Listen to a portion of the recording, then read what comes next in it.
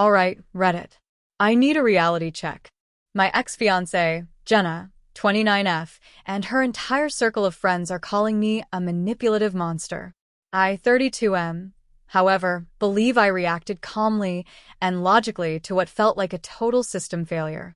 The fallout was huge, so now I'm here to ask, am I the A***** hole? Jenna and I were together for 4 years and engaged for the last 6 months. On the surface, we looked like a solid couple. I have a good career as a lead project manager, and I was always comfortable being the main financial provider. The lease on our apartment was in my name, along with all the utilities, the car she drove, our phone plan, everything. We had agreed on this arrangement since my credit and income were stronger. Jenna worked part-time as a social media manager, and most of her earnings went toward her personal spending. I thought we had a balanced, supportive partnership. But there was one recurring problem. Her best friend, Leo, 30M. They had been close since college, and their bond was intense. He had a key to our apartment, and he was constantly around. Anytime Jenna and I disagreed, she called him before even finishing the conversation with me. I tried several times to talk about boundaries, always respectfully, never accusingly. But every time, I was brushed off as jealous or insecure. Her response was always the same. Leo is my family. You just have to accept that. I accepted it because I trusted her. And that was my mistake. The night everything changed. Last Wednesday, I came down with a brutal case of the flu. I'm not talking about a runny nose, I mean a 103 degrees fever, chills, body aches, the works. I was completely bedridden on the couch. That Friday, Jenna and Leo had tickets to see a band they both loved, something they had planned months in advance. Naturally, I told her she should still go. I wasn't going to ask her to give it up. All I requested was that she check on me before leaving and maybe bring home some more medicine afterward.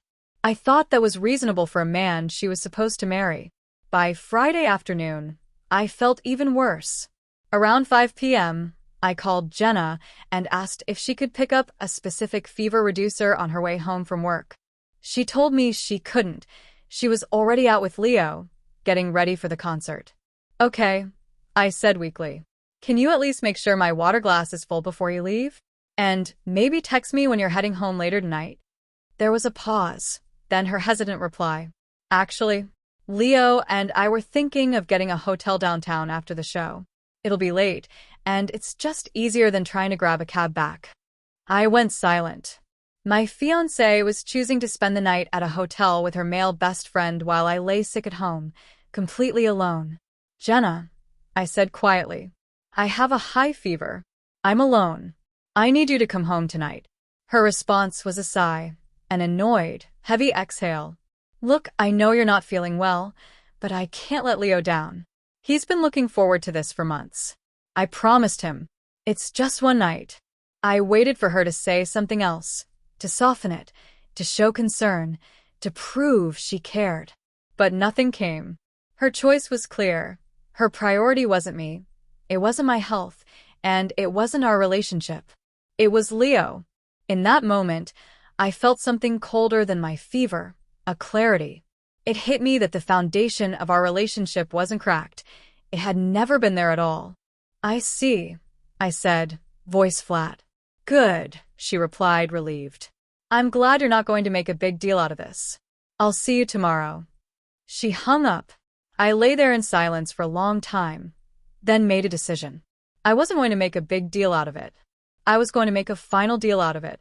The exit. Fueled by ibuprofen and adrenaline, I got to work.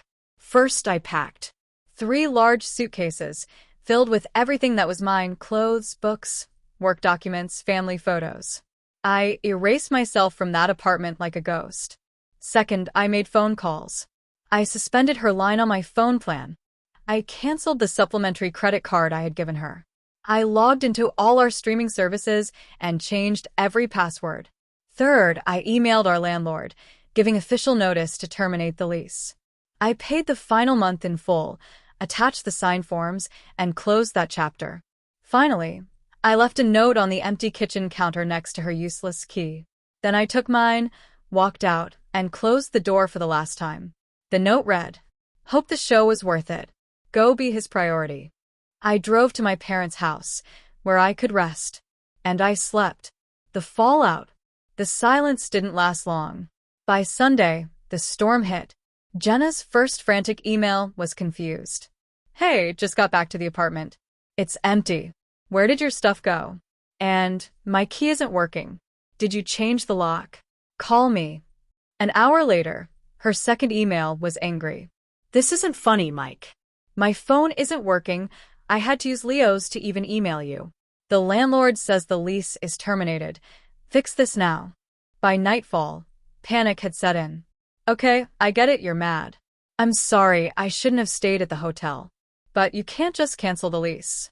I have nowhere to go. My card got declined at brunch today. So humiliating. Please, Mike, talk to me. I made a mistake. I didn't respond. The real story came from Sarah, Leo's on-again, off-again girlfriend, who messaged me on social media after seeing my Reddit post. She told me Leo had lied to her, saying he was on a guy's trip. When she saw his Instagram posts at the concert with Jenna, she realized the truth. According to Sarah, when Jenna and Leo returned to the apartment Sunday, they walked into a nightmare. No Wi-Fi, no streaming, no comforts, just an empty shell and my note. Their fun weekend instantly turned into a screaming match. Jenna blamed Leo for convincing her to stay at the hotel.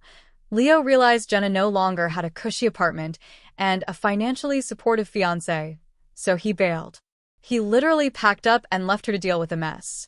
The woman who couldn't come home to care for her sick partner was now completely alone, homeless, broke, abandoned by the very man she prioritized over me.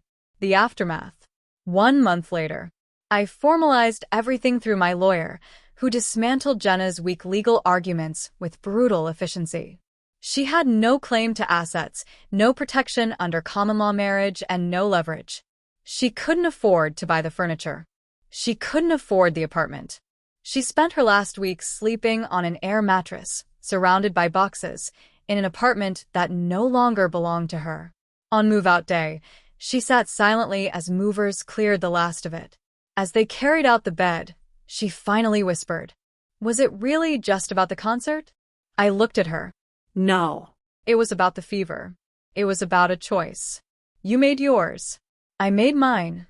6 months later, the chaos has faded, replaced by peace. Jenna's life spiraled. She moved back with her parents, lost Leo, and was forced into full-time work to pay debts, including the final bill I sent her. For the first time, she faced consequences. As for me, I'm thriving. I took a solo trip to the mountains, cleared my head, and bought a small house of my own. My career is booming. My mind is clear, and I'm at peace. Jenna thought it was about one night, one concert. But it wasn't. It was about loyalty, commitment, and choices. And when the final stress test came, she failed. I didn't seek revenge. I simply walked away. So, Reddit, am I really the A*****?